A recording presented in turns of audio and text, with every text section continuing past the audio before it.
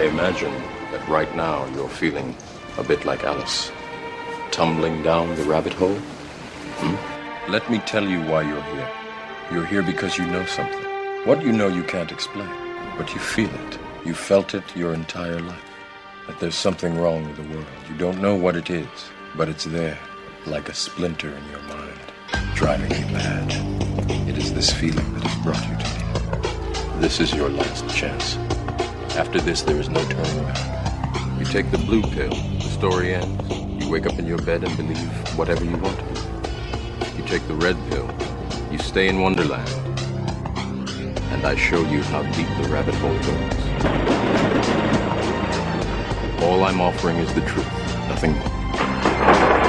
For we are opposed around the world by a monolithic and ruthless conspiracy that relies primarily on covert means for expanding its sphere of influence, on infiltration instead of invasion, on subversion instead of election, on intimidation instead of free choice, on guerrillas by night instead of armies by day.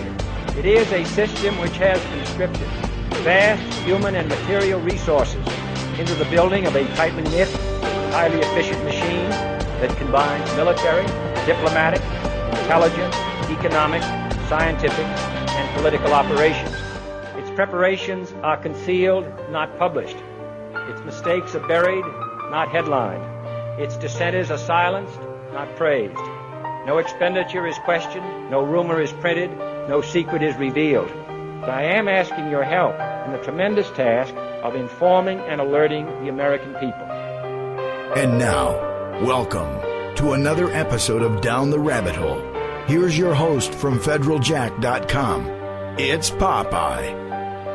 Ladies and gentlemen, it is December 4th, 2013. Welcome to another live edition of Down the Rabbit Hole. Tonight last night I decided to make tonight's show just a remix, I guess you could say, of what should have been yesterday, would have been the start of a fresh set of broadcasts after having been on the road for nearly 2 weeks and putting together a bunch of pre-recorded shows for you all to listen to in the past week and a half, 2 weeks I've been gone. But I had some technical difficulties yesterday, as you all know, in the beginning. So I shot the gremlin, tortured him a little bit, and then shot him. And the torture was done with the help of my good friend, Mr. Johnny English, who, by the way, decided that since last night was a debacle, he would come on tonight with me, and we would do a proper edition of Cutting Through the BS, episode number 16. So, Johnny, welcome back, and thank you for everything over the past 2 days, my brother. Hey, not a problem. Thanks for having me back again. And, when I have a friend in need, whether it be, a little emotional support, a little talking off the ledge, as it may, I don't have a problem at all doing that, lending a hand. I enjoy that. Hopefully everything is, nothing but popsicles and drumsticks from now on. I don't even know what that means. Rainbows, right? Unicorns that fart rainbows, yes. Yeah. I have my pet unicorn right here in the studio with me. Hello. That would be awesome. If a unicorn could fart rainbows, that would be awesome. Isn't that what the government tells us? If as long as they're taking care of us, that everything will be fine? Well, no, they say that they fart rainbows, and I got bad news for them. Their farts stink, and they're awful, and they look nothing like rainbows. You know what's really stinky and awful? Obamacare's website. Oh, wait, didn't they fix it? No. Right. Did you hear the report from this hacker? I think he was on, I want to say CNBC, and he was doing they were interviewing him about the website, and he started to just look at the vulnerabilities, him and I guess the people that work for his little hacking consulting company that he owns. And I have friends that do this, and they like, let's see the vulnerability of the site. And he said that the site was built with literally no security in mind. Period. Not like, they put crappy security up. No, it was like they didn't even think about security. What's security? What's that? And then the guy's like, well, how long do you think it could take to fix it? And he's like, thinking the host is probably like, a couple of weeks you guys could fix it, right? And this guy's like, it could take like over a year to fix because of, if not longer, because of all the problems. These people are just in denial. Oh, don't worry. Well, and see, that's what I heard. I read a story where we're going to fix some of the vulnerabilities. I can't even speak tonight. I worked a long shift and I'm tongue tied. But anyway, did your tongue do the programming for the Obamacare website? It does. It absolutely does. My tongue is backing the Obamacare website, and everything that you do on that site is comes right off my tongue. But anyway, that didn't sound good. But I heard that it actually was worse after they fixed it, quote unquote fixed. Put fixed in quotation marks for me, please. That it actually is worse, and it's even more unsecure than it was before they started. If fixed is the same type of fix that you would do to a cat or a dog, like neutered, then perhaps maybe that's the accurate. I wonder how many tens of people have signed up. Yeah, how many tens of people? They won't release the enrollment numbers. Gee, I wonder why. Because it's like 4 people. I think it was 50 the first week that actually got through. And I think that's actually a true story. That there was only like 50 people or something that actually could sign up. And there was like 1 person in the whole state of North Carolina and none in South Carolina. You know, I mean, it was just ridiculous numbers. Well, part of the problem now is apparently the part of the website that hasn't been created yet is to get the money from the people or from the website itself or the government, whoever collects the first stage of the money there, to the insurance companies. And technically and by the law, you don't have insurance until that payment has reached the insurance company. And that section of the website hasn't been built yet. So all these people that think they have insurance don't have insurance right now.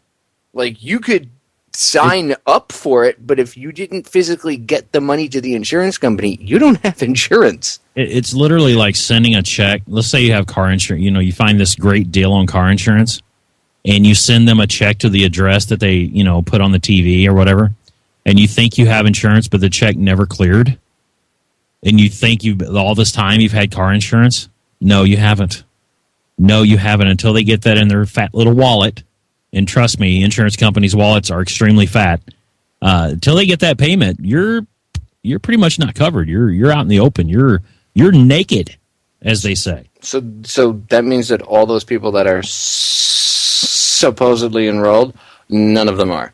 No, not until they make. They haven't even. It's not like, oh, it's under construction, dude. It hasn't even been made yet. Like, oh, that's in the back. We haven't put it together yet. Okay. Yeah, they don't even have a page that says under construction. You know how most people, when they start their website, they'll, especially if they use a site like mine or a server like mine, where they give you pre-made pages that says, come back soon, under construction. And, you can throw that up and then, pretty much screw around for a week before you decide to start putting stuff up. No, they don't even have that. No, it's like a scan of Obama's finger. It's just him flipping you the bird. You click on it, and it's just F you. That's what it is. I thought about writing them an email saying, look, I'll put a page up on my website that says under construction, and you can just redirect it to that page. It'll be better than what you have now, idiots. I would volunteer to do that just so I could get the website traffic. You're going to have like 4 people. You'll notice that your traffic goes down if you do that. Yeah, it might. It might go down, or I'd probably contract some sort of virus or something. I don't know. But these people are morons, and the entire. If you break this down, and I've seen reports. Well, Obama's second guessing, and people are talking. Even Democrats are saying, well, maybe we should just kill it and try again some other time.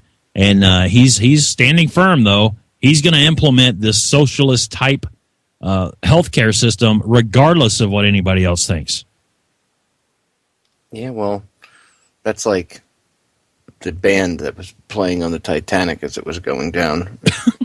If he wants to sit there and play the fiddle, tear it up, Nero. Have fun. He really is, and his boat has been sinking for a long, long time. And I think his ego is so gigantic.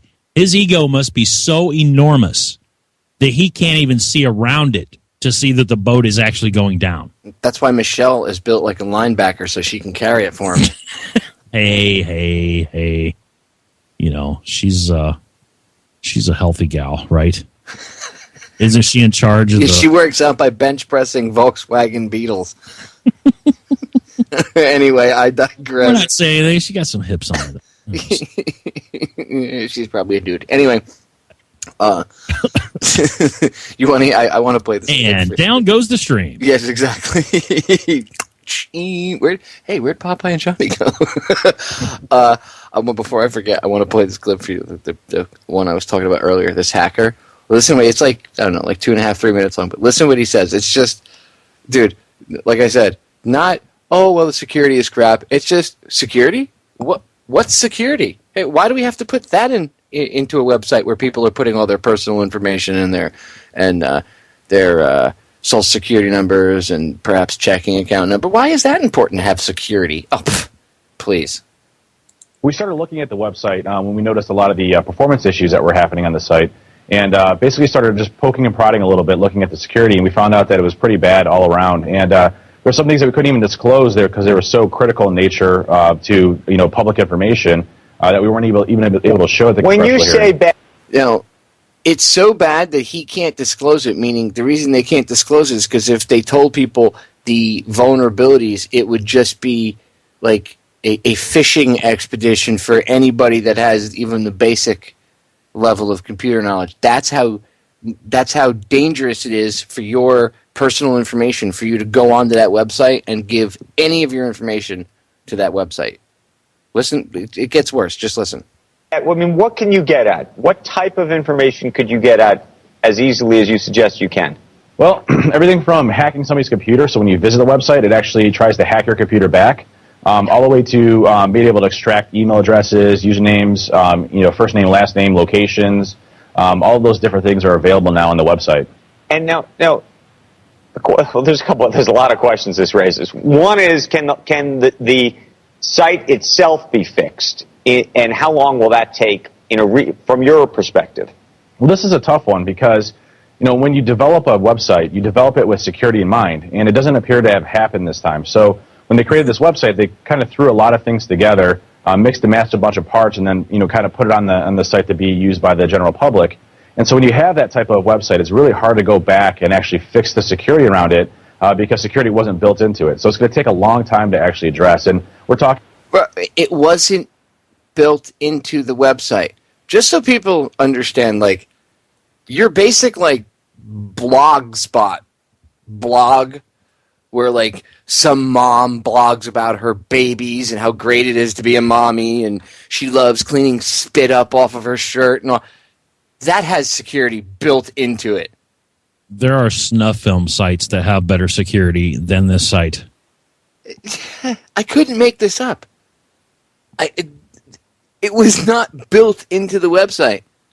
Really? Really? I thought cybersecurity was their number one priority. National security. Do you need Department of Homeland Security? We need to monitor your internet traffic for terrorism. And, we forgot to even worry about security on Obamacare's website. What a bunch of D-bags. It is. It's comical. It's funny. It's hilarious. You could literally write a sitcom based solely on the fact that their website sucks. It's ridiculous, man. But you guys just don't want people to have health care. Yeah, okay. Yeah, that's it. Exactly, right. Because there's no problems with, anything that they do. Where's the accountability? I love the accountability. I saw some dude on CNN, I guess he's a ESPN commentator or whatever. He's like, Obama lied, but all presidents lie. It's just a matter of what lies you're willing to accept. Really? Really? It's okay? If this were Bush or anybody else, it'd be all hell would be raising. People would be burning houses down, be flipping out in the streets. But hey, it's Obama, so high fives and move on. Move forward right off that cliff. You're a racist. That's all there is to it. I know. You're a racist for even bringing this up. I know. It's my fault. Dare you? I know. It's my fault. I'm racist because, I don't like his policies. Obama is 2.75% black, and you're a racist. I think you're giving him too much. I think you're giving him a little bit too much percentage. Let me finish this. It gets worse. As if having the website hack someone's computer that logs into it and then hack other computers isn't interesting enough. Getting multiple months to over a year to at least address some of the critical to high exposures that are on the website itself. The response back, I guess, from the congressional hearing was literally one of the folks on the Congress side basically said, there's other websites that get hacked all the time, so why should ours be any different? And that was alarming to me because I'm like, well, you could secure it so that all of our information is protected.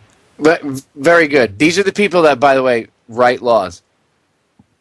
So what's the big deal? I mean, if somebody can hack our site, they can hack other websites. Really? Hello? Security was not even built into the site. So let me give you a physical representation of that. You have, let's say, a lot of gold in a building. And, you spend a lot of time building the building to look nice on the outside and look all fluffy and pretty from the outside. But you don't put up a fence. You don't put up a moat. You don't put up any locks on the doors. In fact, you don't even put doors on. I mean, they're just in the way. It would stop the breeze from blowing through your hair while you were inside laying on the gold. Does that make any sense to you? I mean, does it make any sense to have a vault filled with gold and no doors, no security system? Well, that's pretty much what that website is. Social security numbers, bank account information. What if said building was destroyed when a plane hit a building next to it? Well, it all depends. Are there tunnels underneath where there were dump trucks found with all the gold in it? I think. Well, then that would be 9/11, and that'd be the World Trade Center. Oh, okay. I'm sorry. I got confused. Yes, and only on that day does physics not apply. So stop. Well, you're talking about shooting breezes and hot air, so I figured, Well, look, physics doesn't apply on that date, so stop it. Okay. That's right. Wasn't it there was a pole shift and the planets were lined up right at the time, and it just everything, all physics just immediately stopped. According to NIST, and I quote, a miracle occurred. That's my favorite one with WTC7. And then a miracle, I literally, and I quote, and then a miracle occurred. Really? Really? So now science is prone to believing in miracles rather than actually real science. Okay, cool. Ironically, it's a miracle also if you can get on the Obamacare website, not only get on, but sign up and not get hacked. So that's a miracle in itself as well. If you sign up to the Obamacare website, does your computer come crashing down into its own footprint? Probably. Your hard drive probably just craps out, your computer implodes on itself, and Larry Silverstein tries to file an insurance claim on it. Yeah, your computer tower just collapses in its own footprint. It just collapses straight down. And destroying only the most important information on there. And guess what? You still don't have health insurance. Isn't that hilarious? No, and in fact, they're going to bill you for the collapse of your computer. And the fact that you also don't have health insurance.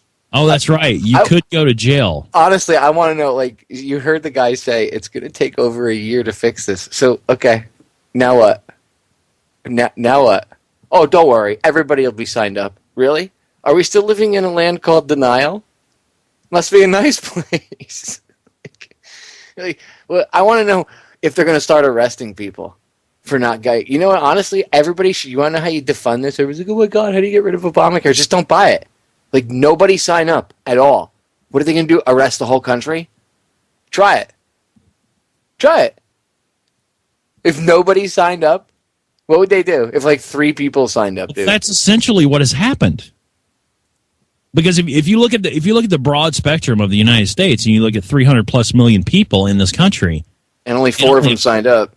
Yeah, literally only 1,000 signed up. A few thousand or whatever signed up. They haven't even hit 1% yet of the people that they say did.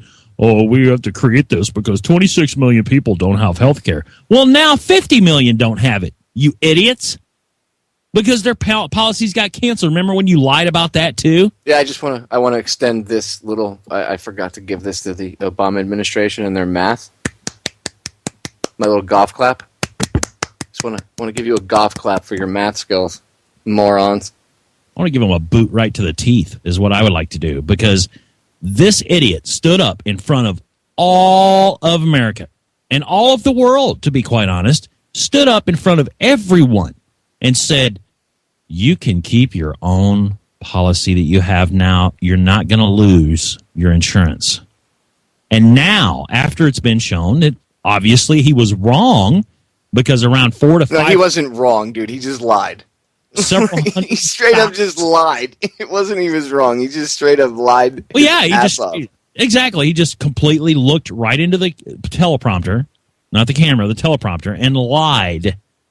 You know, and now they're like, "Oh, I'm sorry." He said he was sorry though, Popeye. So I guess look. According to Oprah, the only reason why people don't like him is because they're racist. So, and Oprah said it, so it must be true. I'm thinking that if Hitler would have just walked out of that bunker and stared right at the onslaught of European and American troops coming in and say, "You know what? I'm sorry." I think that should have been it. They just let him go. You know, give him a nice apartment, a nice flat, you know, somewhere over there in Europe. I'm sure if he had sent a card to Churchill and Eisenhower. Well, Eisenhower wasn't. Well, he was they put him in charge of the. He was only a general at the time. He wasn't the president. But maybe if he sent a card to Eisenhower, Eisenhower would have called off the invasion. But I'm sure if he had sent like a card to Churchill, and Roosevelt, perhaps, maybe they would have backed off. Maybe things would have been okay. So I'm saying, all you have to do is say, "I'm sorry." I want to give you a hug. Can we be friends? You know, but can we maybe have tea? I'm sorry, forces of United Nations coming to kick the Germans out of Europe and our little fortress Europe and break through the Atlantic Wall. And I'm sorry. Oh, that would have just repelled the entire D-Day invasion. They would have been, oh, he apologized. Oh, it's off. It's off. Patton would have been like, what? He apologized? Oh, guys, we're packing our shit up. Let's roll out. Oh, he's sorry. Okay. Really? Fine. Like, how do people... I'm sorry. It's indefensible at this point. And my favorite is, it's Bush's fault. Okay, look, Bush is a D-bag. Cheney actually ran the country. Bush was just a muppet. And we all know it. We all know that they're not the end-all, be-all. And that there's people above them. But you can't blame... You can only blame the people that were running the show previously for a certain period of time and expect to be able to get away with that as an excuse. It's, 5.5, 6 years on? Really? Really? How are you still blaming them? Well, they did this, so it's their fault. Dude, you've been supposedly in charge, right, for 5.5 years now? Where's your swagger, buddy? Where's I thought you could. I thought you just waved your hand and was hope and change. And again, unicorns that farted rainbows just fell from the sky, and money rained out of clouds, and angels wept. Obama. I thought that's what happened when you came in. Oh, that was all BS propaganda, and you're just a corporate whore, just like the people that were in before you. Oh, okay, I get it now. I just read a story where 10 bundles of pot fell from the sky. Can you imagine you're just sitting in your backyard, hanging out with your friends? Hey, man, what do you want to do today? You're smoking a joint? I don't know, man. All of a sudden, a big bale of weed just lands in your backyard. You're I wish it was legal, man. Do you call the cops? I'd be like... Really? Do you have to ask that question? I know I wouldn't. I'd be watching... First of all, I'd be digging for any kind of tracking device. Because I'm telling you right now, if 10 bundles of marijuana fell and the plane came out of Mexico, somebody owns that marijuana. So yeah, they're probably looking for. There's probably a GPS device in that thing. Yes, they will find you. They will find you. Yeah, and don't think they're going to be happy when you've distributed a pound of their crap for free to your friends. I would find that GPS device and attach it to the nearest bus and let it go. Put it on your mother-in-law's car. No.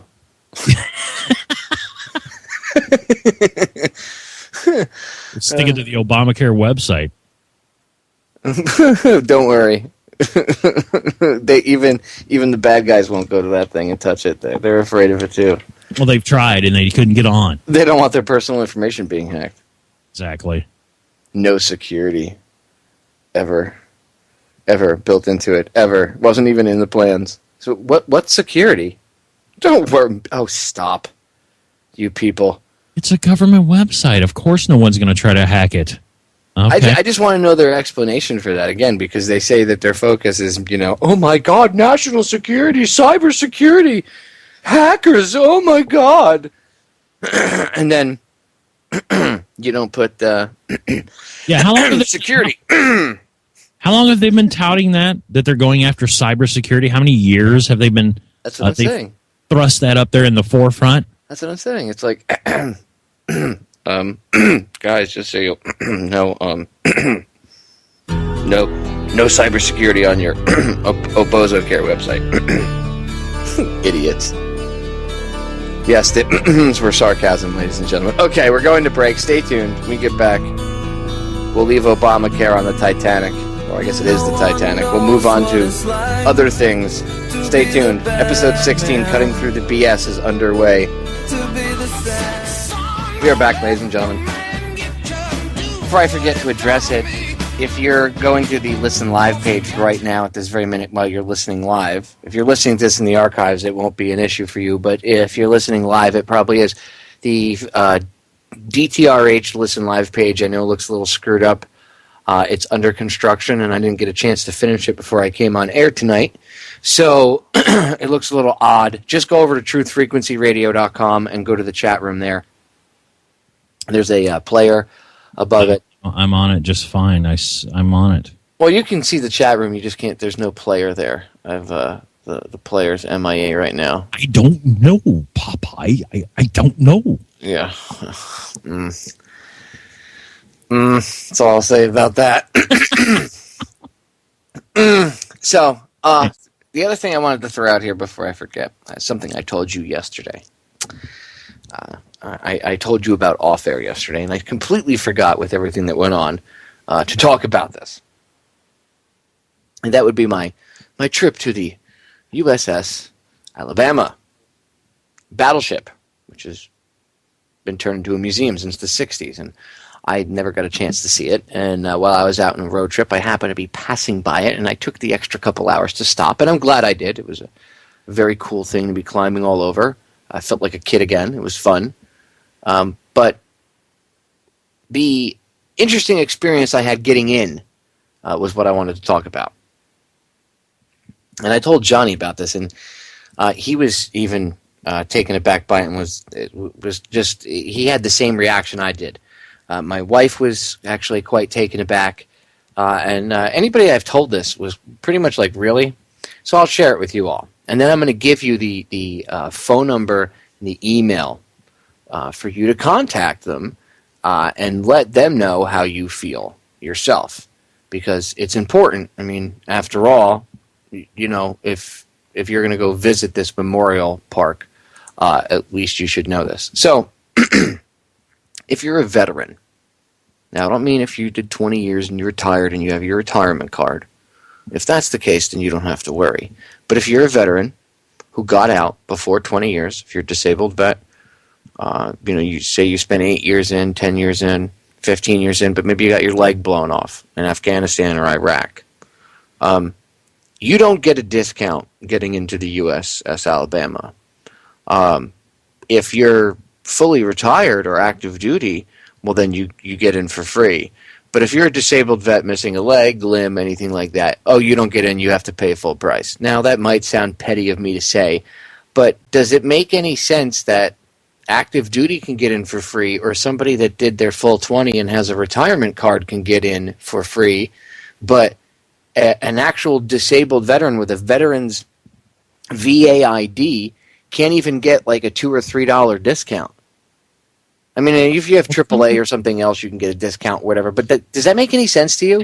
Tell them what the genius said. Oh yeah.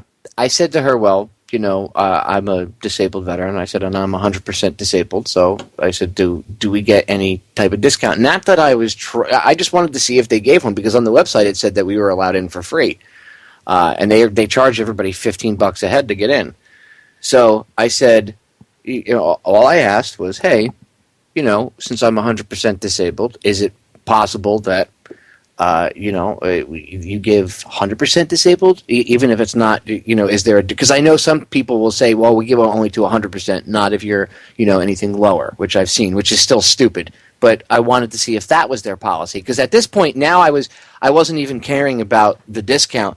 I was really quite incensed the way, first of all, she had an attitude with the way she spoke to me. And second of all, I was just quite taken aback and incensed by the fact that no, veterans don't count unless you've done 20 years and then it's different. But if you're a disabled vet and you only maybe did 8 years or 2 years and got hurt, doesn't matter, you're a piece of garbage. So now it was more a matter of trying to dig a little deeper.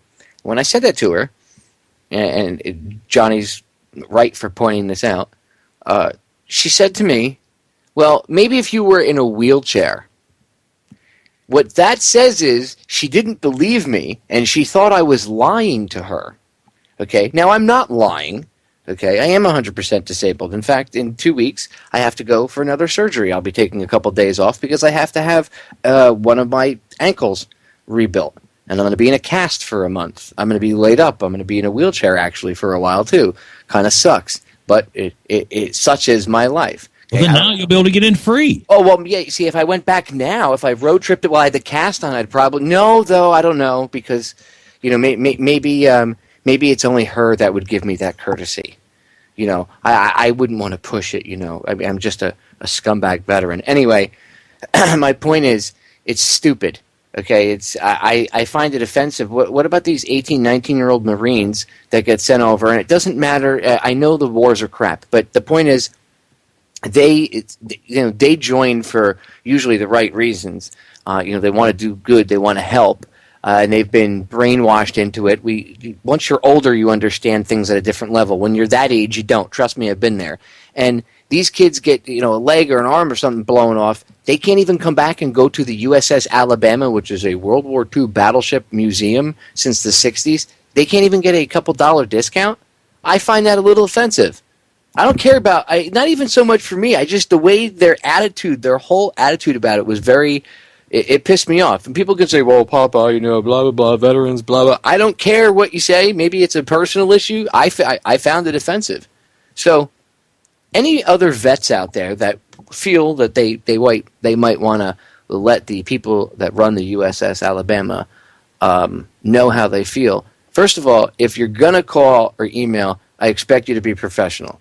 Don't call up swearing and yelling and screaming, because that's not professional and that's not how we get things done. My goal is to get them to change their attitude towards veterans.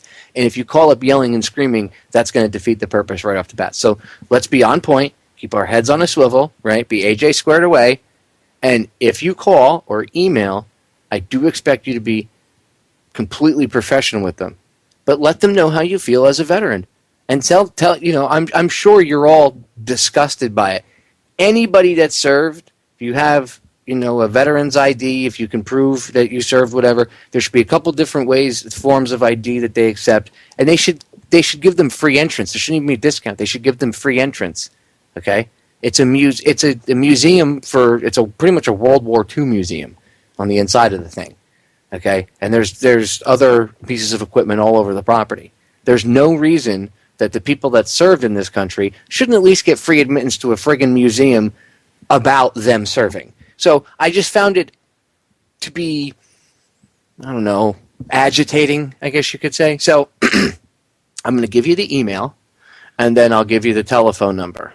But again, I expect you to please be professional, because we're not going to get anything accomplished. My goal, again, is to get them to understand that they are wrong on this issue and maybe they should change their policy on it, so that in the future other veterans, disabled veterans, can get in, maybe Vietnam guys, Korean War vets, all these people can get in for free, okay, like they deserve. So here's the email, btunnell@USSalabama.com. So it's B TUNNELL at USSalabama.com. And their telephone number, and this is all right from their website, so this is not like I'm giving out anything that's, you can just find it right on USSalabama.com and click on the About Us and then scroll down to contact information. It's right there. The telephone number is 251-433-2703. And you know what? Again, if you're going to contact them, I expect you to be professional. No screaming, no profanity, because that's not going to get us anywhere. But let them know in your own words how disappointed you are as a veteran and how they're conducting themselves with, not giving disabled veterans free access to the museum, or at least a discount. Let them know how you feel about that. I think their policy needs to be amended. It was something that pissed me off, and I wanted to say something about it yesterday. No, it's not New World Order-ish, nothing. It's Veterans Affairs issues. Okay, and as a veteran, there are times, because I have a big mouth and a platform, I like to speak up for vets. And what do you think, Johnny? I mean, I know you've been here letting me go off. You're an Army vet. What do you think about this? Well, first of all, the way what they said to you would be the equivalent of, let's just say, and I don't mean to use this, but only because it's something I can see happening. Let's just say a company has some sort of thing going on. I don't know. I don't care what it is. It doesn't matter what kind of event, whatever. And they say you have to be black to attend. Okay. Let's just say that somebody comes in that is half white. Okay. They're more light. They're just a lighter shade. There's obviously different shades of black people and, all different kinds, Native Americans, same thing. There's all different shades. So let's just say they come in and they try to get in. They get this discount. If you're black, you get a discount. And they tell you, well, you're not dark enough. It's the same thing. It's discrimination, because she's basically saying you're lying about being 100% disabled because you walked in there. Doesn't matter if you limped in. Doesn't matter if you walked in on your hands or have a cane. It doesn't matter. If you're not in a wheelchair, then you're not allowed in. That's what pisses me off about the whole thing. Now, you're either going to give, have consideration for those people as well, or where it is based totally off your card, your VA card. Either base it completely off of that, or don't give a discount at all. One of the two. You can't have it both ways, and it sounds like this person made a very bad decision and a very bad choice, and especially in the words. Because it's almost like she's talking down to even people in wheelchairs. It just sounds awful. It really does. And I hate to say, I was born and raised in Alabama. I've been to the USS Alabama when I was a child. I faintly remember it. But the simple fact of the matter is, I'm kind of ashamed a little bit that somebody, that would happen in the state. So she had a real flippant attitude with me, dude. I have to honestly tell you, you know how I am. Okay, I'm not combative, but I'm confrontational. I'm dick. Yeah, I'm not you know me. I won't back down. If there's something that somebody does something like that pisses me off or whatever, that usually I'll say something. I was on vacation. I had already worked the first 5-6 days of my road trip. I was just trying to relax a little bit and get back home, and I had just stopped there to check it out for myself, for my personal, just checking it out. I wasn't trying to start a fight or anything else, so I was okay, asked enough questions to get enough info, because I already knew. I was like, that's cool. You have no idea I have a radio show, lady, so I'm just going to keep asking you questions, get enough info, and I'll just take care of this on air. But I really think people need to, email them. Maybe emailing would be better than calling, because calling probably won't get anything done unless you call and ask for the manager or something. Disconnect the phone. Yeah, emailing would be better, because then you can, they get a ton of emails, and it's well written, and it gives you a chance to think about what you want to say. And again, you just look up. I think it's USSalabama.com. I posted it in the chat room twice, so yep. The link directly to the contact page is in the chat room right now. Just go right to their contact page. You can see the email there. I read it out, but you can go right to their contact page and contact them. And again, be professional. Gentlemen or any ladies that might email them, but usually women are more professional. Guys, I know it's going to heat you up. I know it's going to piss you off, but hey, let's be professional. Again, we got to keep our heads on a swivel. Just, we were trained to keep our cool under pressure. This is what we were trained to deal with. So let's keep our cool. and handle this proper. And hopefully, maybe if we get enough people to email and say, hey, your policy is messed up and you need to look, think about, blah, blah, blah, blah, blah, and get into it. Explain, hey, maybe you're a veteran, or maybe you're the parent of a veteran who was killed in the war in the past 12 years. Maybe you're pissed off about it. Maybe your sibling was killed or whatever. Maybe it was your cousin or your friend. Email them and tell them that you think it's wrong that other veterans, disabled veterans, can't. It's like you said, they're picking and choosing who can come in and who can't. And honestly, I was embarrassed, to be quite honest with you, because there were people standing behind me, and when she said that, she was very flippant about it, and she was really a bitch. I mean, I don't want to say, I'm not attacking her, but she was bitchy about the way she said it. And then she realized what she did, because you could see it in her face, and then she tried to be nicer to me and make small talk with me afterwards. But she realized that the way she got nasty with me in the beginning, I don't want to say nasty. It was just I think bitchy is the only way to describe it. But the way she came off, I think even she realized that and I don't know her name, and I didn't try to get her name because I'm not trying to get the person in trouble or anything like that. But the point is obviously their policy as a whole that their people are told to enforce. So going after one individual for enforcing the policy isn't the way to do it. It's going to the people and saying your policy of not letting, blah, blah, blah, blah, blah, that's how you handle it. And that's what I hope that people will do. So, and again, it's not really about me, because I'll probably never, ever go to the USS Alabama Museum again.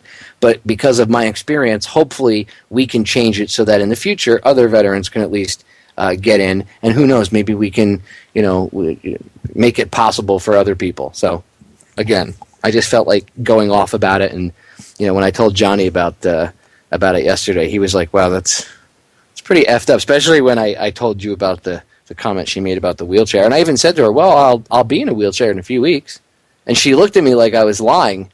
And my wife wasn't standing next to me. Actually, thank God she wasn't standing next to me, because I was going to say, I can't believe she was quiet if she was. Yeah, well, you know her, dude. She would have gone across the counter. I told her what happened outside once we got through the building. I waited until we got outside, and I told her.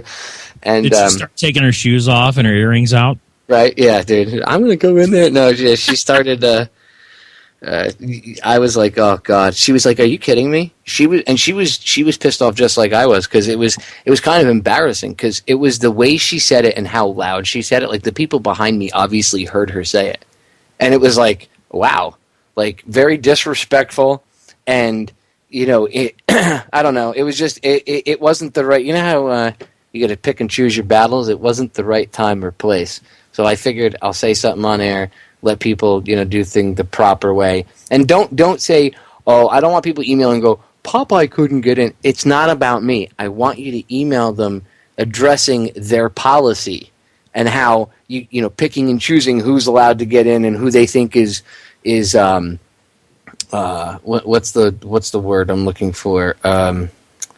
Who is worthy of letting in or giving a discount, letting in for free or giving a discount. It's irritating when you're a veteran and you're a disabled vet, like I am. We already go through enough crap and get kicked in the teeth enough that the last thing you need to do is deal with idiocy like that. It's just, whatever. I guess maybe to the people that aren't military or family of military, maybe it makes no sense why I would rant about it for 15 or 20 minutes, but it really pissed me off. And then when I got to thinking about all the, these younger kids that I know that, maybe they would want to go see this, Marines or sailors or airmen or soldiers, and, they're gonna have to deal with that same embarrassment, that same feeling that this person made me feel. I was like, no. See, I'm tougher. I'll deal with it. Like, all right, I'm older. Maybe I'm more sensible. But why should everybody else still have to go through it? So hopefully, I can take this situation, this crappy situation, and it was only like, maybe a minute, 35 seconds to a minute. This whole encounter, but maybe I can take this experience and I can turn it into something positive. And I can only do that with the help of everybody else out there. And it's important. I mean, you can email them even if you're not a veteran and tell them that you don't like the policy.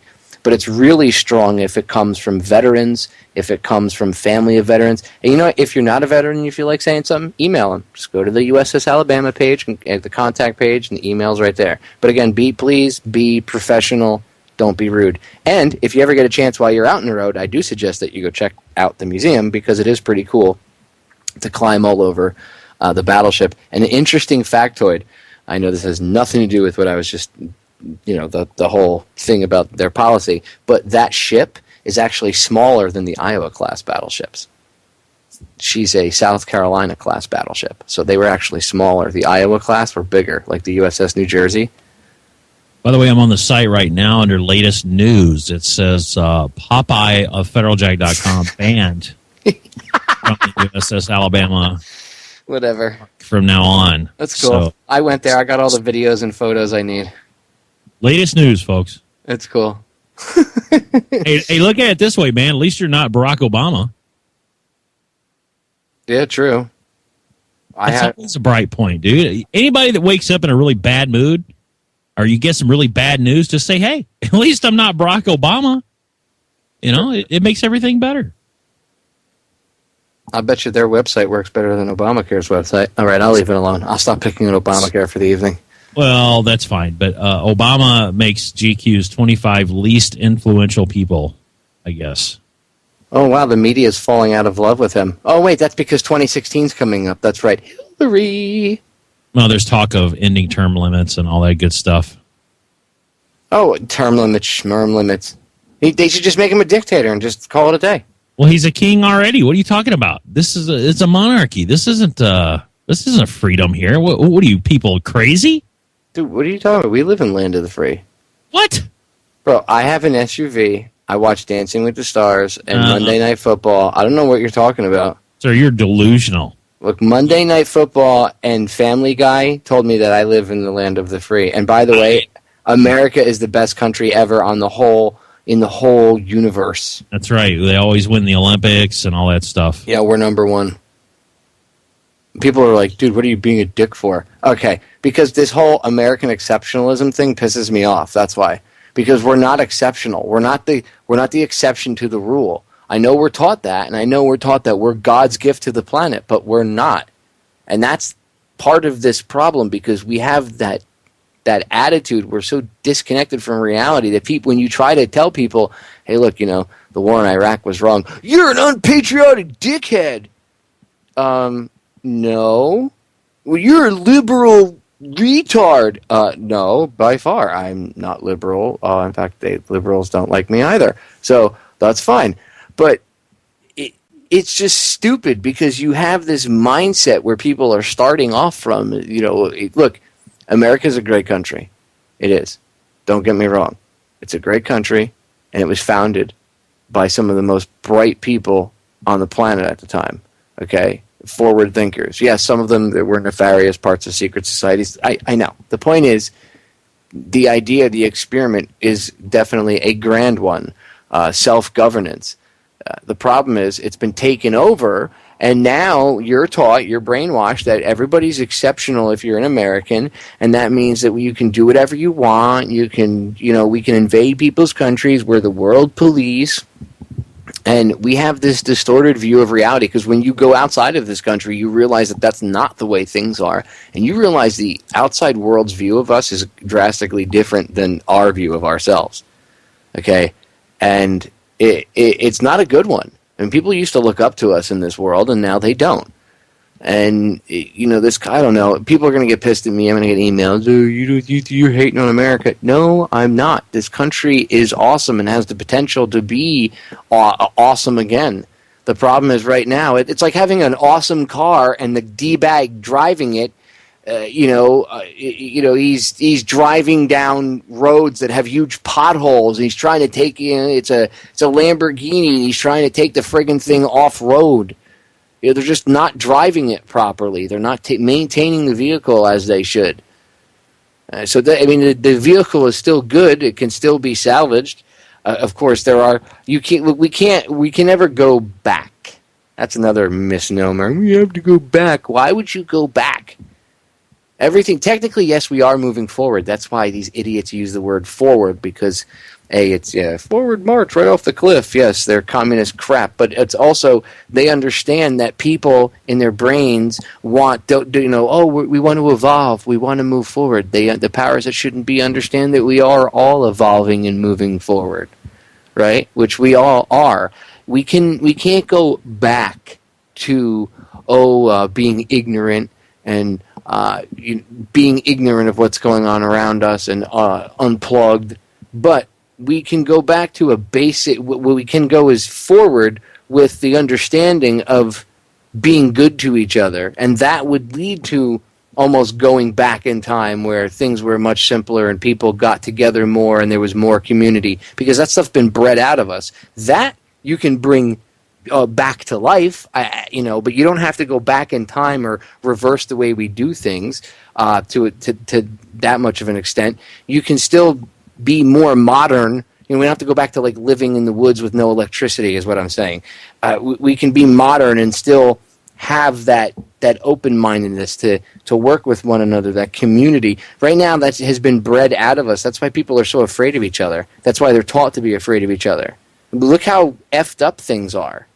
Nobody takes care of each other. People step over each other on Good Friday, watching someone drop dead of a heart attack so they can get the Xbox, that they want, or the PlayStation 4 or 5 or whatever the frig number that it is now. There's no more community. I mean, look, how many people watch their neighbor's house get robbed and won't do anything, right? What about that woman in, was it the Bronx back in the 70s? I think it was the Bronx. She got stabbed outside of her apartment complex, and she was screaming, and this was before AC, like central air, so everybody had their windows open. It was the middle of summer, and yet nobody in the apartment building, quote-unquote, heard anything at all? Really? Nobody went out to help her? That sense of community, that sense of looking out for one another is being bred out of us. And we need to get that back. That's one of the ways that we'll solve all this. We'll get through all this garbage. Get past dictator Obozo. If we make them irrelevant, that's really the key to this. Everybody's like, what's the answer? The solution is making them irrelevant. And then it's like, later, bye. Take it. Okay, hey, take it easy. See ya. You know what I mean? Like, what? It's do we drive around on horse and carriage everywhere we go, or do most people use vehicles, right? Like motorized vehicles to get around. So make them the horse and buggy, where it's rarely used, if ever, and you be the vehicle, the car. Personal responsibility. Anyway, we're going to break. Don't go anywhere. 3 short, quick minutes. And hour number 2 of Cutting Through the BS. My good friend, Johnny English. Stay tuned. Ladies and gentlemen, we are back with hour number 2 here on tonight's live edition of Down the Rabbit Hole. I am your host, Popeye from FederalJack.com. Joining me for hour number 2 of episode number 16 of Cutting Through the BS is my good friend, Johnny English, helping me knock the rust out of my joints and get back into the swing of things with radio after 2 weeks of being on the road.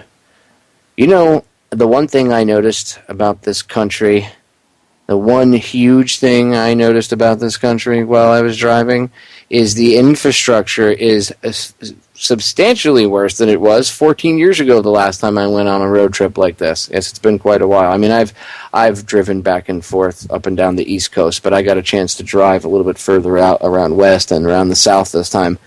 And I got to tell you, it's amazing how much money we spend on bullets that chase people around corners and bombs that'll, go down someone's tailpipe. But, man, they don't really care about the roads. I mean, there's interstates out there where it's still 2 lanes and there's no guardrail, and it's 100. It's one of these elevated roadways, so that if you go off the side, it's 100 feet down or 60 feet down, and you'll probably roll over and get ejected from the car and die if you go off the sides of one of these cliffs or down one of these embankments. It's not pretty.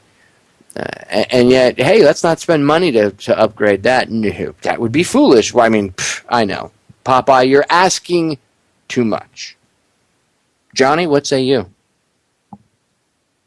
Infrastructure horrible? Bad? Crumbling? as a country? Well, the roads. We'll say the roads. Well, and the bridges, because let me tell you something.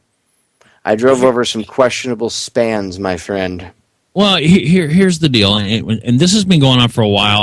I was over the road for 12, 14 years, actually on the road, coast to coast, and the last few years, pretty much Midwest, Southeast, Southwest. But yeah, there's a thing called job security that these construction companies love to build into their repertoire. They build things to only last for a certain amount of time because they know they're going to have to come back and build it again. They're going to have to fix it, repair it, and come back and do it all over again.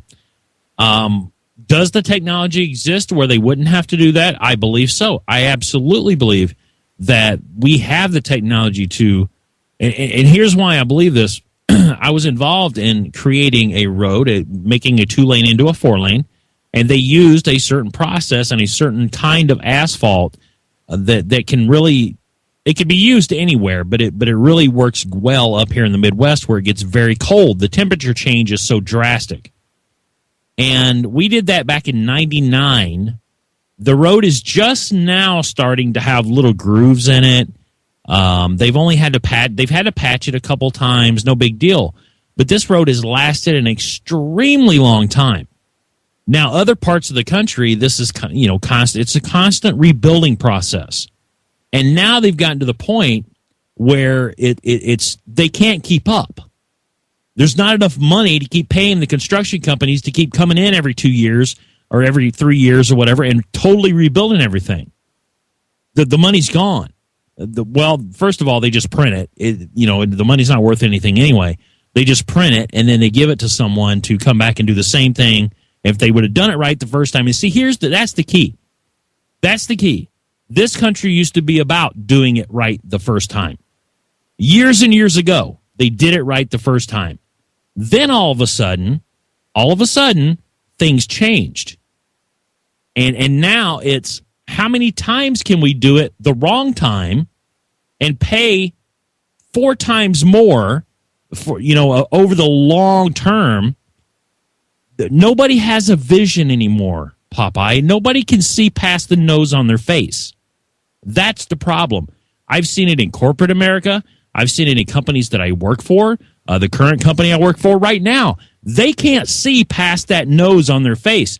They don't understand that they keep putting Band-Aids on things and put Band-Aids on. Eventually, you've doubled your cost or doubled what it would have cost you the first time if you would have just bought the right parts and done it right the first time. That's what this country's all about now. It's patch, patch, patch, patch, patch, patch. They don't care about fixing anything and keeping it the same. The infrastructure in this country is ridiculous. The fact that we even still have power is amazing to me, that our electrical grid is still running. So, our infrastructure is in it's in the toilet. If something major were to happen to this country, we're in deep trouble, man. I don't like being a fearmonger, and I don't want to scream at you with a bullhorn or nothing else. But I'm just telling you, if something bad were to happen to this country, if something really, really bad happened, we're in deep trouble, dude. I mean, we're in really deep trouble. And there's going to be a lot of deaths. There's going to be a lot of people dead because of it. Well, yeah, I mean, when they built a lot of these interstate systems 50 years ago, 60 years ago, a lot of these roads weren't built. I mean, even some of them are more modernized, but they're 2-lane. We didn't have the traffic we have now. Well, and see, that's the key is to look at the population back then. Look at the population in the 50s and 60s. Oh, how many were driving cars compared to nowadays? Even if the numbers of people were the same, how many of them were driving not the same? Drastic difference. So now you have like everybody and their mother has a car. Literally. Yeah, it's the roads were not meant for it, dude. I mean, look, it's been a while since I road tripped, that far out west. I've done Florida a lot, and I've done a lot of the East Coast. So you're down where they've actually perfected the art of paving a road. Oh, dude, South Florida. I gotta I can make fun of South Florida for a lot of things, but they know how to keep a road paved down here. Compared to the rest of the country, holy crap, Dallas was like driving through downtown Beirut. I was like, dude, do you guys not believe in paving roads? You know what's even worse? New Orleans. Holy crap. Oh, Louisiana has some of the worst interstates on the planet. I don't know if they've... Bro, the city itself, the roads were horrific. I mean, like, the city's roads where the people had to drive on, the bed and breakfast we stayed at, the guy that owned the place, he said to me, he goes, if you want to be a rich man, open up an alignment and tire place in New Orleans. Just do alignments and tire changes. You could do oil changes if you had enough time. He goes, but you'd make millions of dollars. And if you do also minor body work, because most of the people that own vehicles in New Orleans, the roads are so bad, he said things literally rattle off people's cars, which it wouldn't surprise. Dude, driving around just for 3 hours, I love the city, don't get me wrong.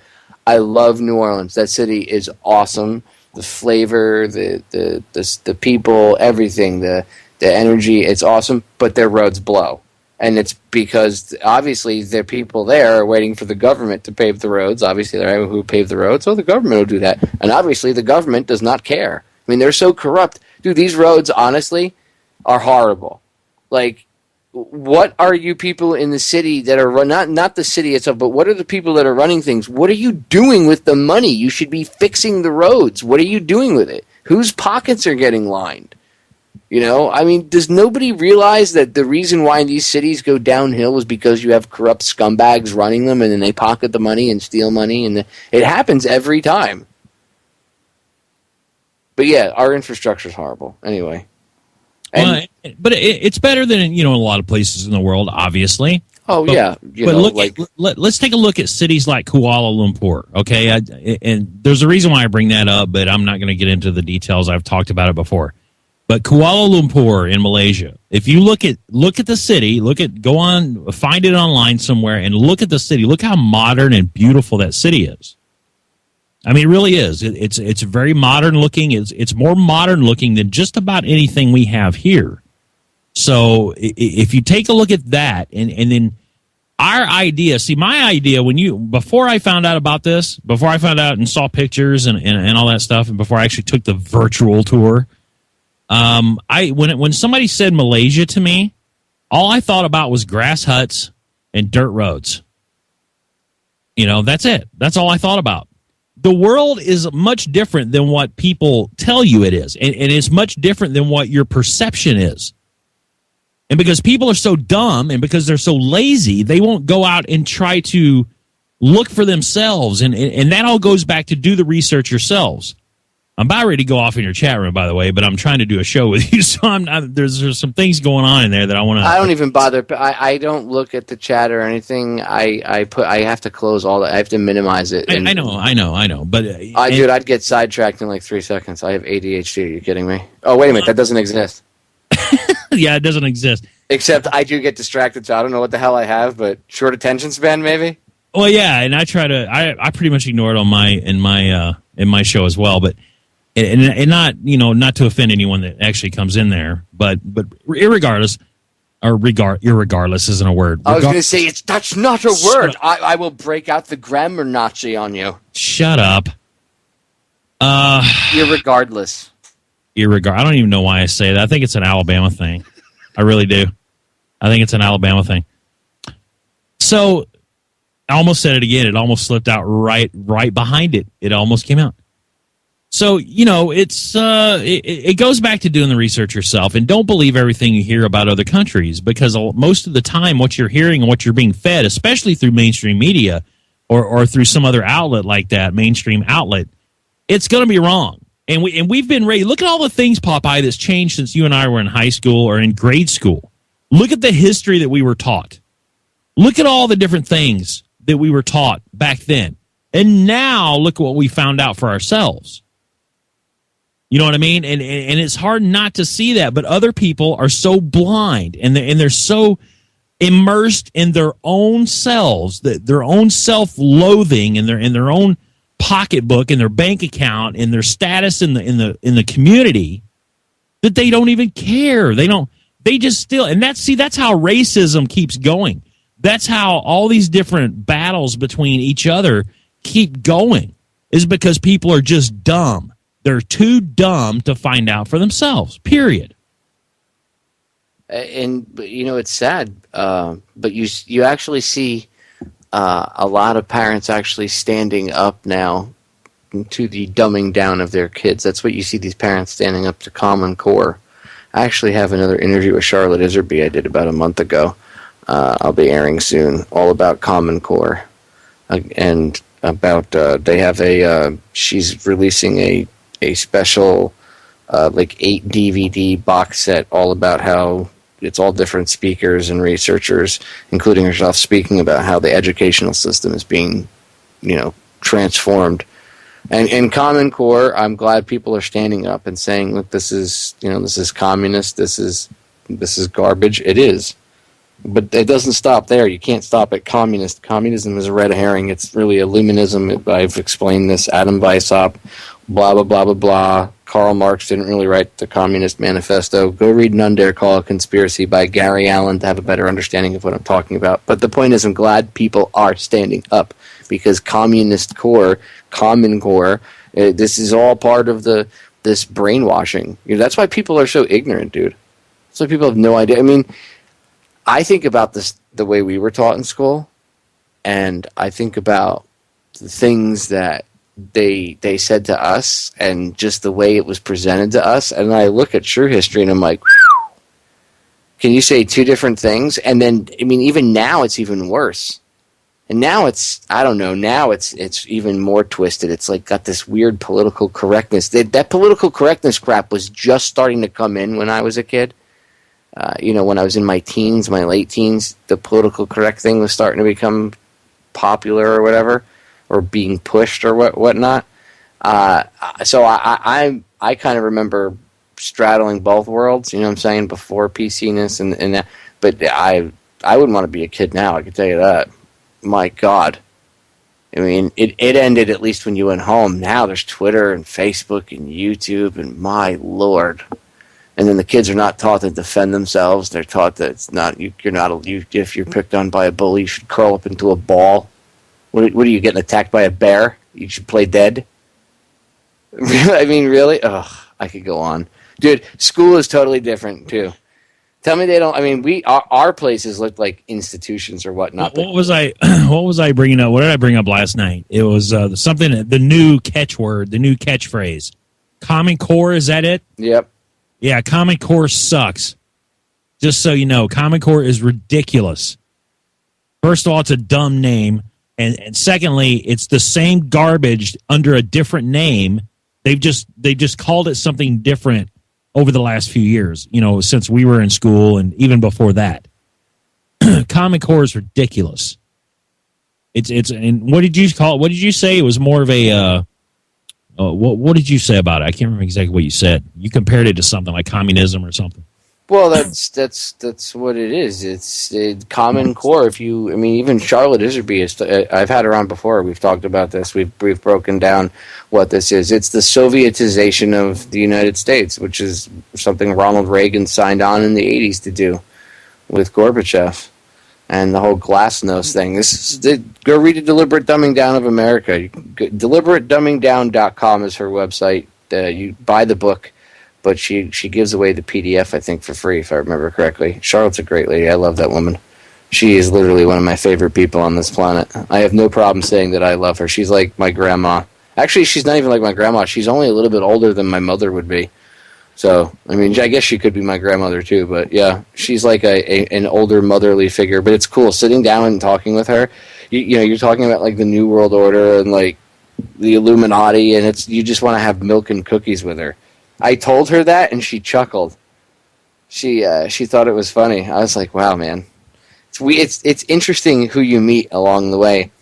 It really is. It's interesting each person when you get a chance to meet them and you get a chance to talk to them. It's just amazing that like if you can put it all together, like a big puzzle.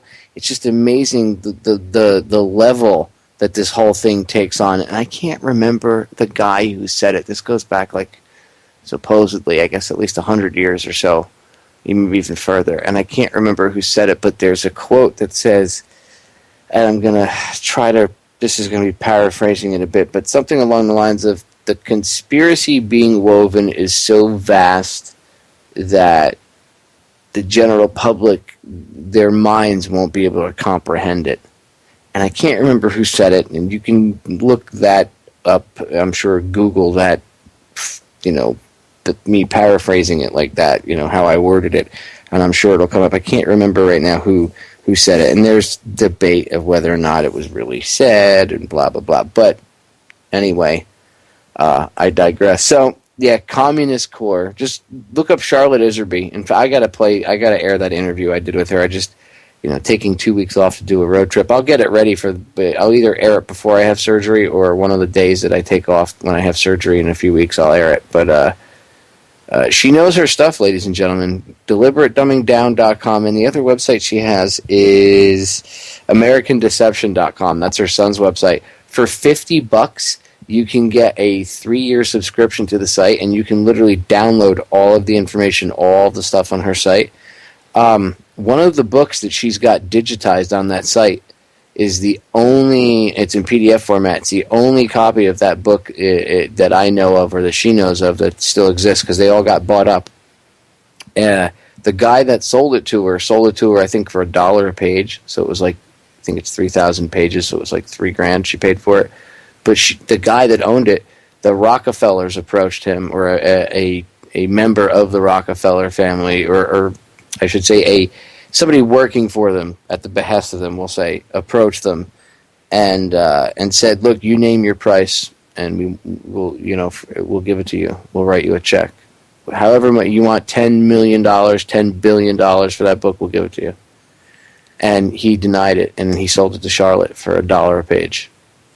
And the book, I forget exactly all the information in the book. You have to go back and listen to my interviews with her to get all the information. I've interviewed her 3 or 4 times now, so there's at least 8 or 9 hours at the very least of interviews with her that I've done up on federaljack.com. Just go read her book. It's amazing. She was another whistleblower. She wrote a letter. She was working for the Department of Education. She wrote a letter about what they were doing, dumbing people down, literally, destroying kids' IQs. That's what you see these teachers even saying. We're not allowed to teach. Look at these kids that are coming out. Dude, go to the store. Go to, like, whatever big friggin' chain store that you want to go to buy whatever. Buy a pack of gum. Or buy something and mess up the UPC symbol or something so that it doesn't scan easily, and watch what happens. Or just stand around, like, shop and just keep an eye on just watch the people at the register for a few minutes and watch what happens when there's an issue and they can't scan something. They don't know how to deal with it. They don't know how to react. They don't know how to do anything because they're not taught cognitive thinking. They're not taught any cognitive thinking skills. They're taught how to take a test. Well, any moron can be taught how to regurgitate answers and answer, test questions properly. And if they do that, and if the trained seals jump through their hoops and bark and, sit and clap like they're supposed to, they get the fish. And if they don't, then they're broken. And the teachers, they go after the teachers too.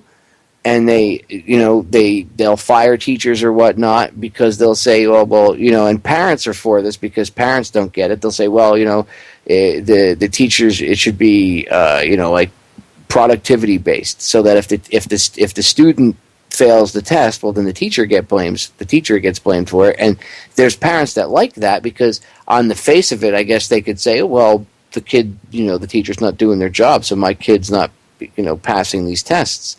Well, if your kid can't regurgitate things and can't pass these standardized tests, it's probably a good thing. It probably means they have a free-thinking brain on their shoulders. Newsflash, you all listen to my radio show, and when they started implementing this crap when I was in school, okay, My grade was the last year, at least in my school district, we were the last grade that didn't have to take the standardized tests that they started issuing to people, but they issued us the test anyway. But the following, all the grades below us had to, but we were the last one that didn't have to do it. But they gave it to us anyway, and they gave me a bunch of these standardized tests. I've talked about this. They even thought I was stupid because I didn't like doing homework until they gave me an IQ test and did all these other tests on me, and then they realized I was gaming them for 2 weeks. And they got really mad at me because, you little prick, well, you were messing with us. I was like, well, you didn't ask me if I was smart. You just assumed I was stupid. So I figured, well, if I get to hang out in the air conditioning and read magazines and not do schoolwork for 2 weeks, who's the D-bag and who's not? But, they put me through these same tests. They told me I was stupid. They told me I would be nothing more than a garbage man. Okay, which, by the way, pissed them off when I told them that New York City sanitation workers at the time were making like $65,000 a year in full benefits to start. I was like, I could make more money as a garbage man than you could as a guidance counselor. That got me thrown out of the guidance office as well. Anyway, the point is, they told me with these tests that I was useless and a piece of crap and all this other stuff. Now, had I believed that and allowed myself to be pigeonholed, maybe I would be stupid, maybe I would be useless, right? But I'm not. In fact, you all tune into my radio show to see what I have to say, my analysis on things, my opinion on things, right? And I went against the grain. I didn't like these standardized tests. I thought they were garbage and crap.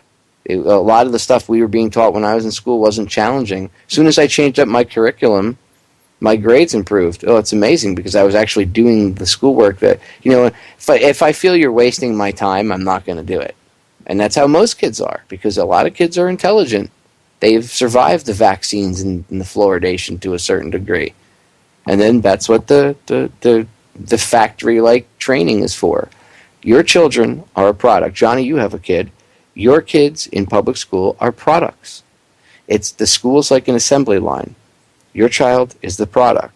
Your child becomes a problem child or a broken product when it does not fit into the assigned, spaces for it, i.e. does not pass these tests, these standardized crap garbage tests. So your kid gets labeled a problem child or / broken product.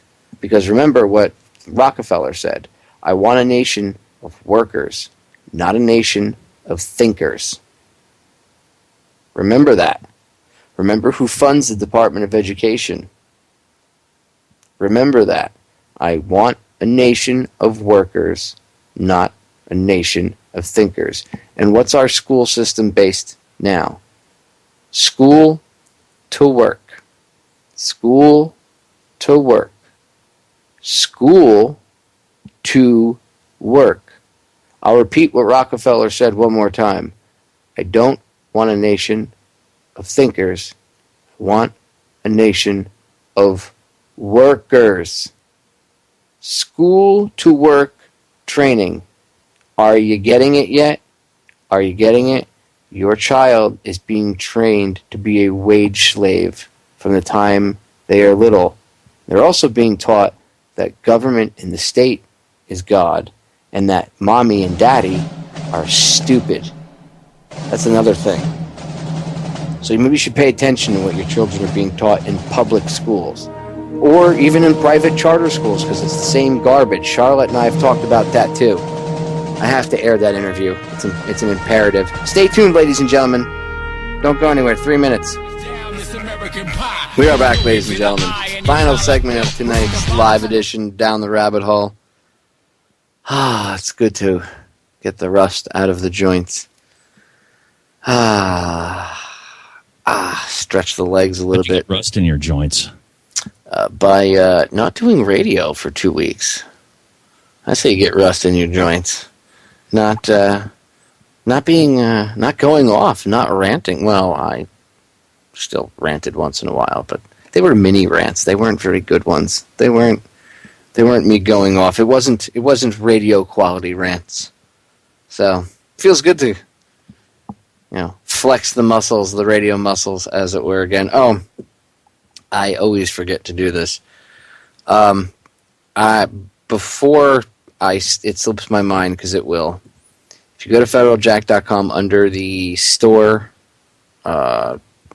I don't have the website in front of me right now. I have it minimized. Let me look so I can tell you where it is. Up at the top there.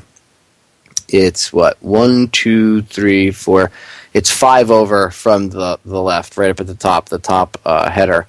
It's right next to video and the radio show chats.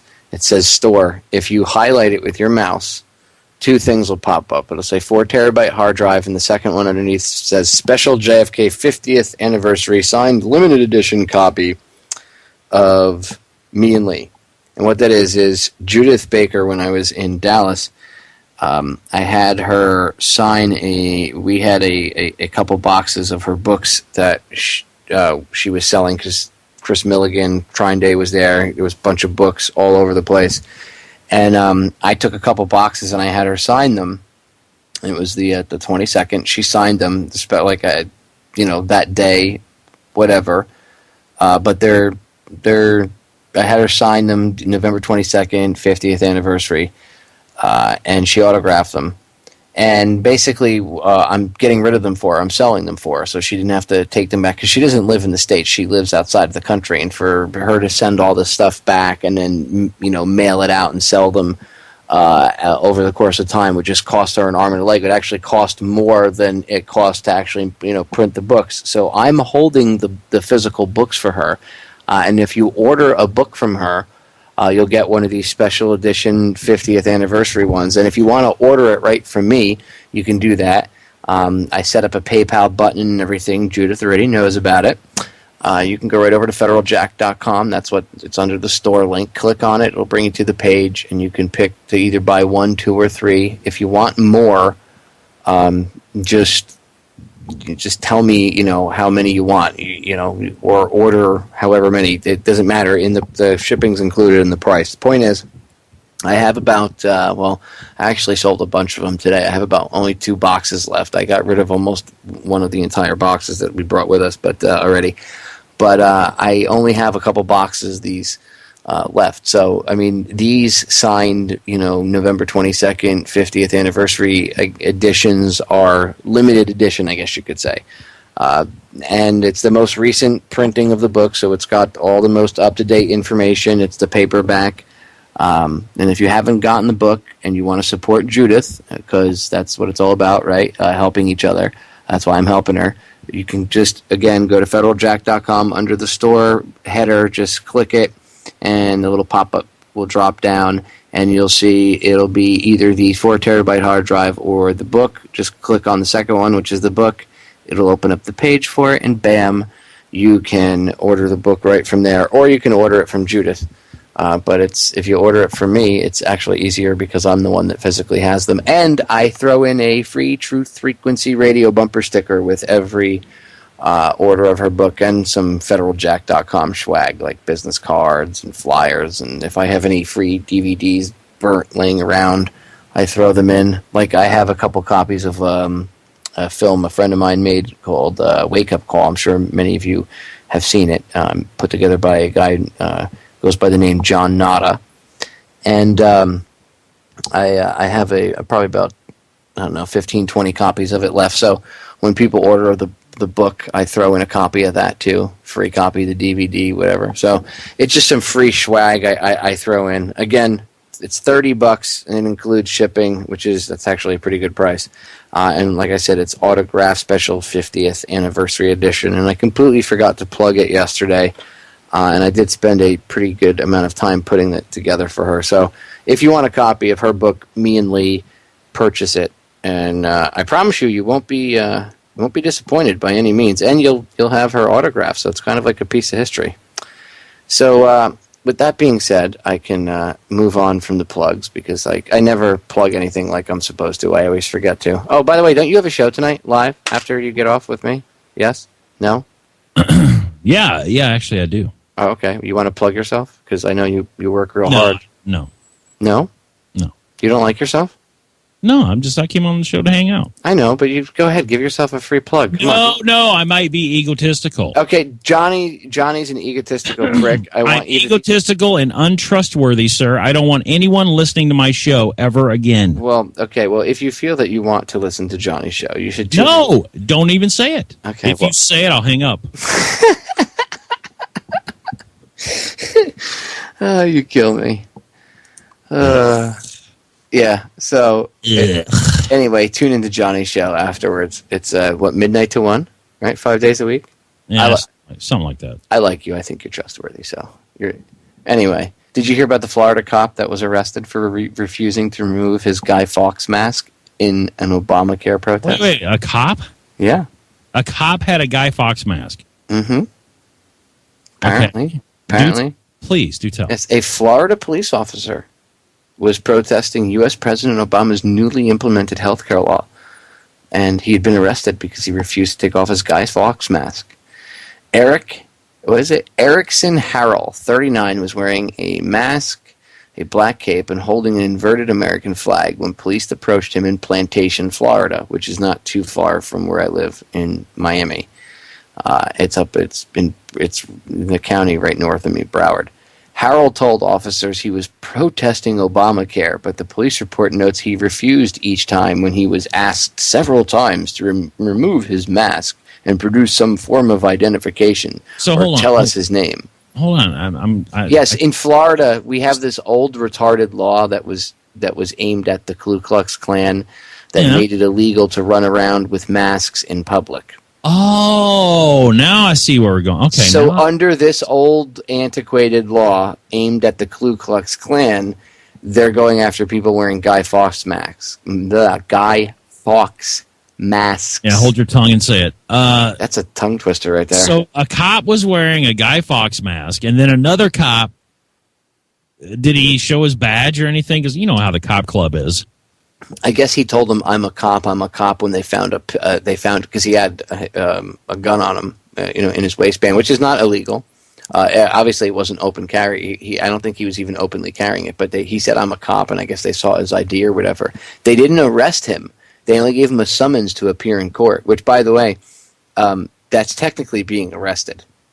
He just wasn't processed through the jail system and taken to jail. But technically, being arrested, you can be arrested and not actually go to jail.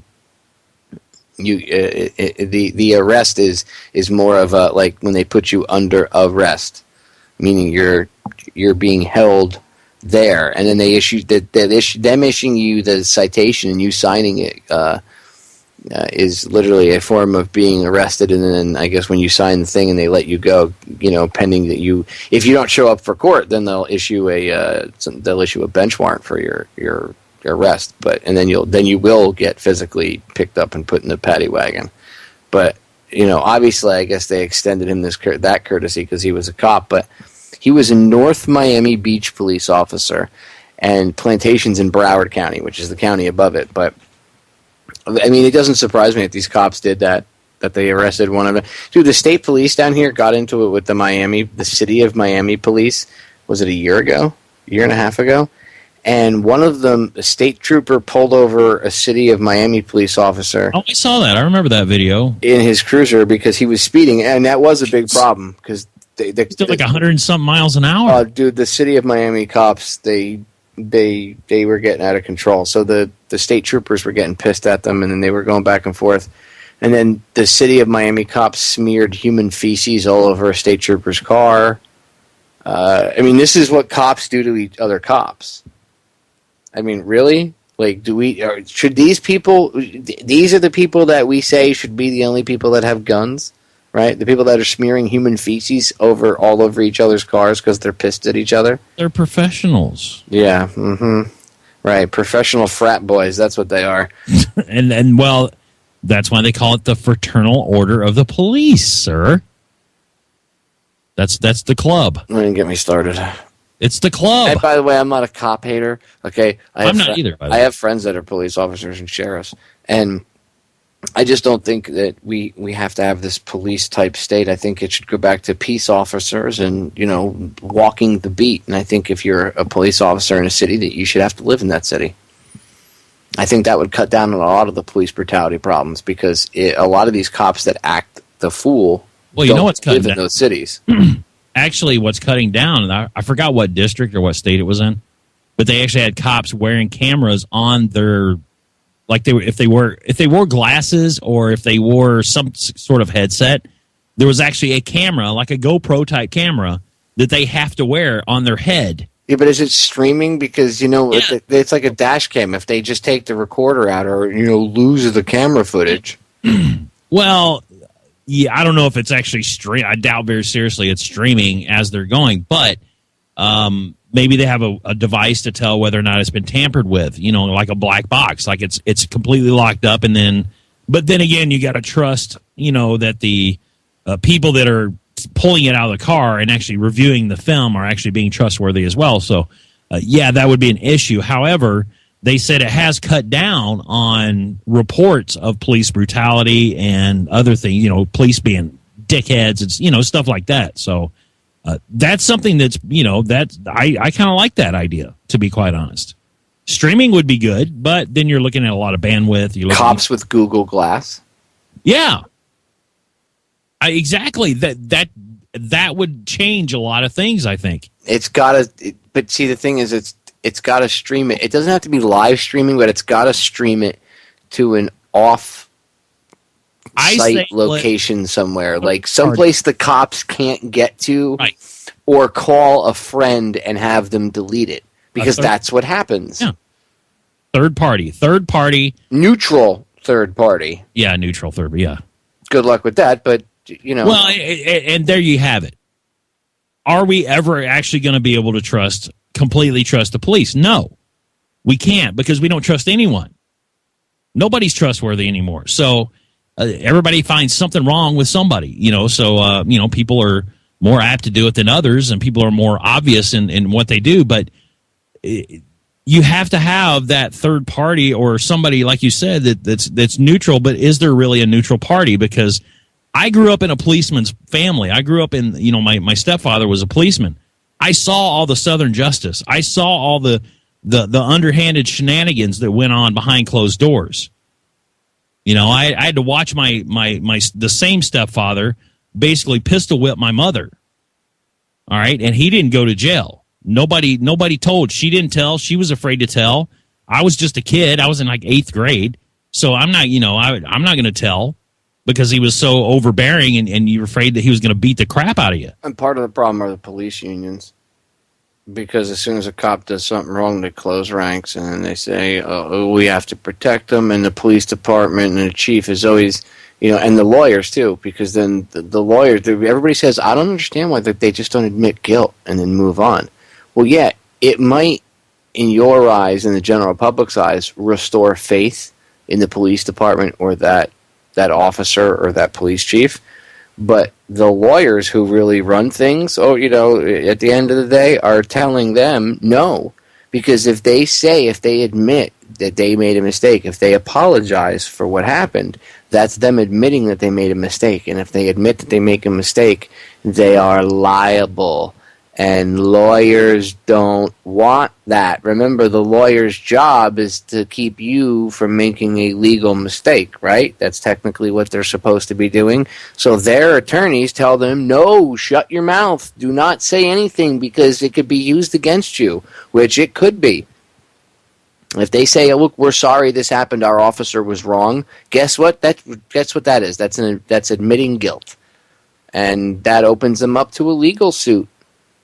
A civil suit, which a lot of times they get sued anyway, but the outcome, could be worse for them financially if they admit fault. And a lot of times they end up being found guilty, or, at fault anyway. I should say not guilty, but at fault, and they end up getting sued, and they end up losing anyway. But that would just give the opposite side a slam dunk case. If you were like, yeah, we admit we are at fault. So their attorneys will tell them flat out, do not admit fault. You have the unions telling them, do not admit fault.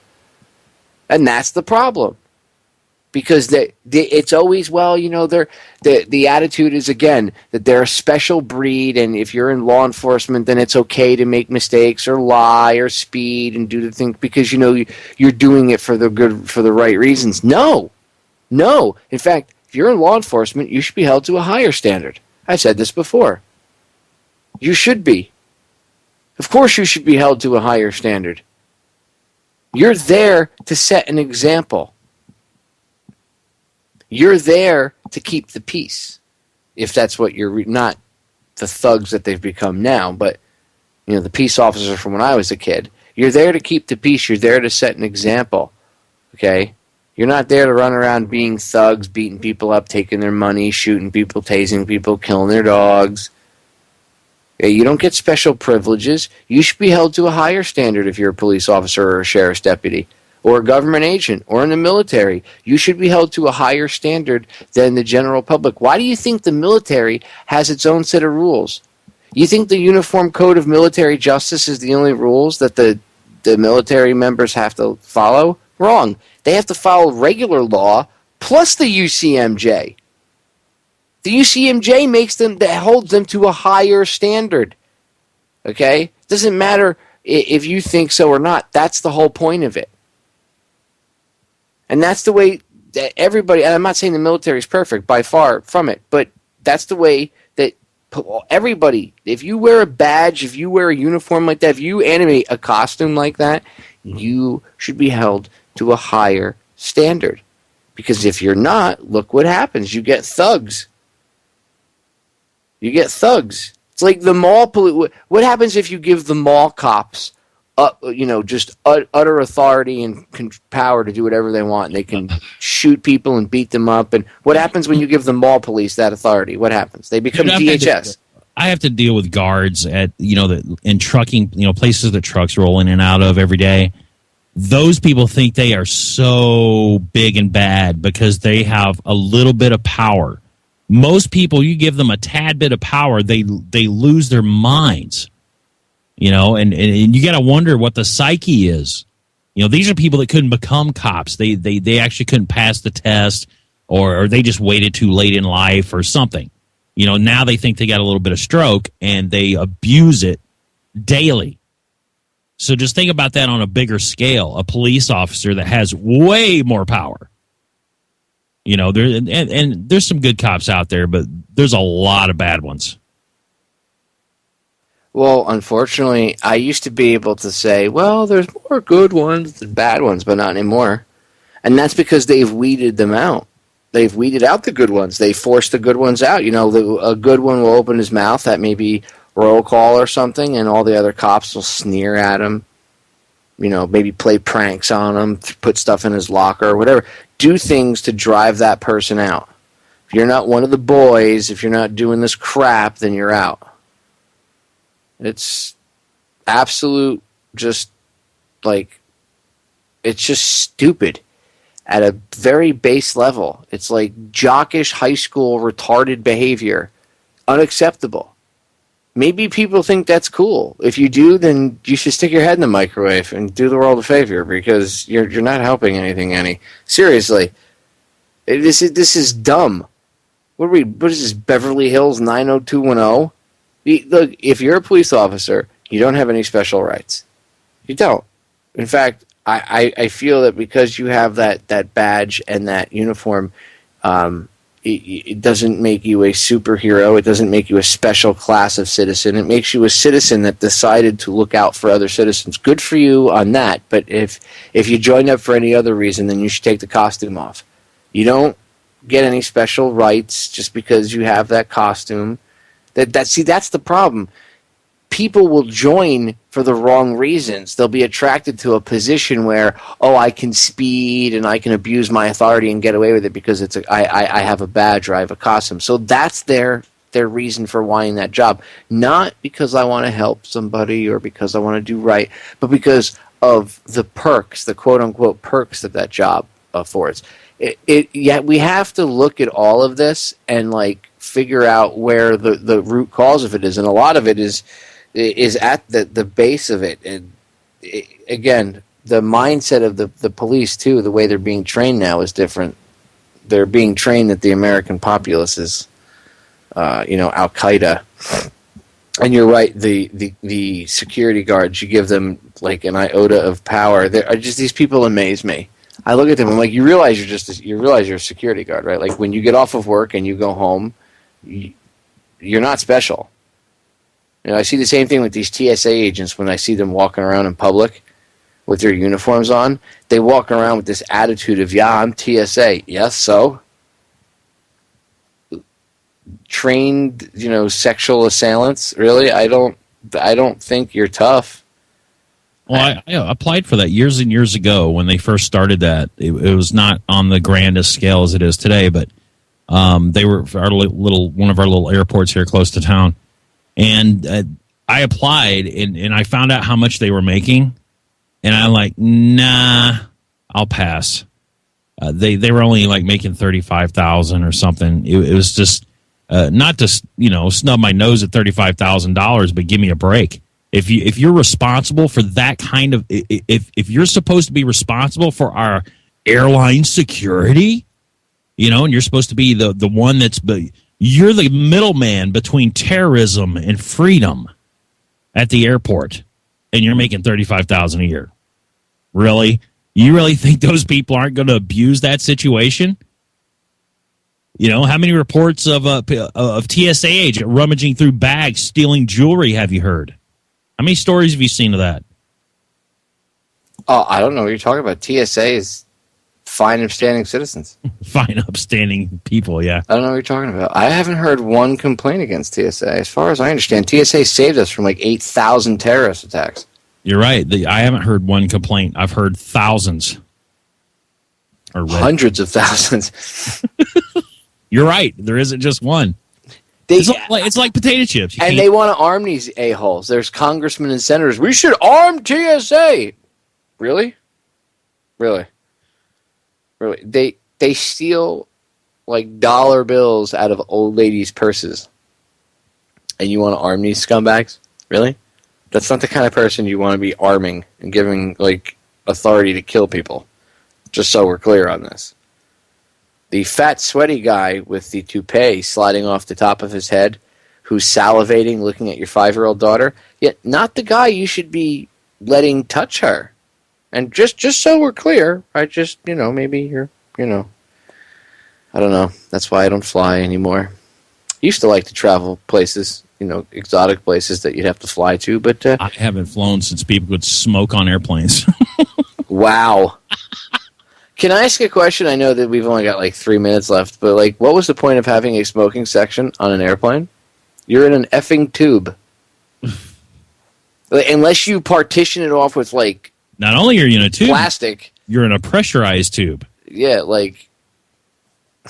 the smoke is going to go to the front. Well, that's why they stopped smoking. There is no like in a car, you can crack the window. Well, you could try that. That would probably end bad. Well, yeah, but what I'm saying is, it's even worse because the smoke would just linger. It would just literally just kind of hang. It's not going to go anywhere. If you have fans blowing, it might blow it around the cabin, but it's not going to go anywhere unless they have some sort of filtration system that sucks it in, and then you could do something like that. But I don't know if those planes ever had that. I don't know if that was even an option. Imagine cracking the window. What? So you got like the. Like the knob from like a 62 Ford on the side. You're like, the window just rolls down. And then you ask the guy behind you to crack his window. Smoke will really blow out the window. Because that's what I do in my car. I crack both windows because then all the smoke goes out. Instead of just part of it, it'll all suck right out the window. A little hint from Johnny, just so you know. If you smoke and drive. Don't do it with your kids, though. If you do, then don't worry. The DHS will know because they're monitoring you from a spy plane above you or drone, and they'll send CPS to your house before you even get home. Don't even get me started about those D-bags. Did you see the CPS in England took some kid? They claimed the woman was nuts. They locked her up in a mental institution for 5 weeks, even though she was clearly like it was just a panic attack, and she was clearly fine. 5 weeks later, they knock her out and they take her baby out of her by forced cesarean section. She's not even a resident of the UK. She's an Italian resident. She was there like on a work visa type thing. And they won't give the kid back. They're like, no, because she could relapse, so we're going to keep the kid and adopt it out. And they're like, even Italy, the country is like, yeah, I think you guys overstepped your bounds. But hey... That's cool. We'll just force you. We'll just knock you out and forcefully take your child out of you through forced cesarean section. But no, we don't live in a police state. I know it's the UK, but hey, what goes on in the UK comes here. Only the beginning. Yeah, sure. Well, wow, man, 2 hours just flew right by. I know. thank you so much for coming on, sir. Not a problem. Thanks for having such an untrustworthy guy on your show. Thanks for giving us all a chance to speak, sir. Anytime. Ladies and gentlemen, if you want to tune in, go follow Johnny. You can listen to him actually right over on federaljack.com. Broken Man Radio Listen Live page. Click on it right now. You can go listen to him in about 5-6 minutes. He'll be on. I'll catch you all again tomorrow night. We're out.